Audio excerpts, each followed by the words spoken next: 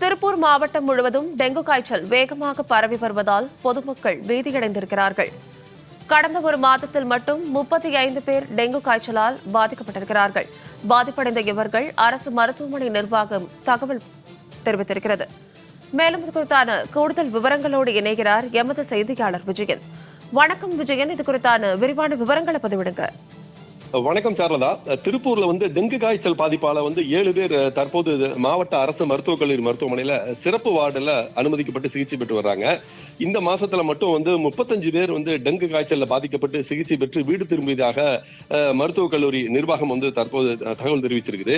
வடகிழக்கு பருவமழை காலம் கடந்த மாதம் 15ஆம் தேதி முதல் துவங்கியது. அதாவது வீடுகள் தோறும் சளி காய்ச்சல் உள்ளிட்ட நோய் பாதிப்பால பொதுமக்கள் அவதிப்படுறாங்க. இந்த நிலையில இதனால மருத்துவமனைகளுக்கும் அதிக அளவுல சிகிச்சைக்காக செல்றாங்க.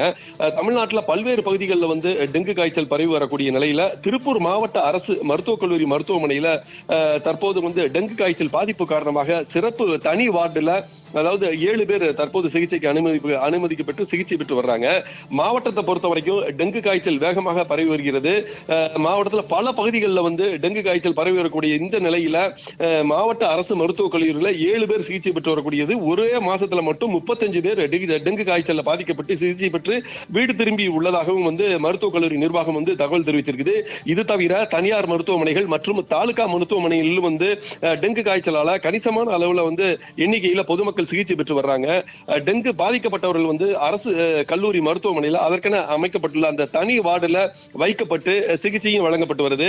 பொதுவா டெங்கு பாதிக்கப்பட்டவர்களுக்கு அந்த ரத்த அணுக்கள் குறையும் என்பதால அந்த தட்டை அணுக்கள் அதிகப்படுத்தக்கூடிய உணவுகளும் மாவட்ட மருத்துவமனை நிர்வாகம் சார்பாக வழங்கப்பட்டு வருது. திருப்பூர் அரசு மருத்துவக் கல்லூரியில டெங்கு, மலேரியா போன்ற பல்வேறு காய்ச்சல்களுக்கு மருந்துகளும் தற்போது அங்கு தயார் நிலையில் உள்ளது. அதனால மக்கள் யாரும் அச்சப்பட வேண்டாங்கிறதையும் மாவட்ட மருத்துவமனை நிர்வாகம் தெரிவிச்சிருக்குது. சாரதா, விரிவான விவரங்களுக்கு நன்றி விஜயன்.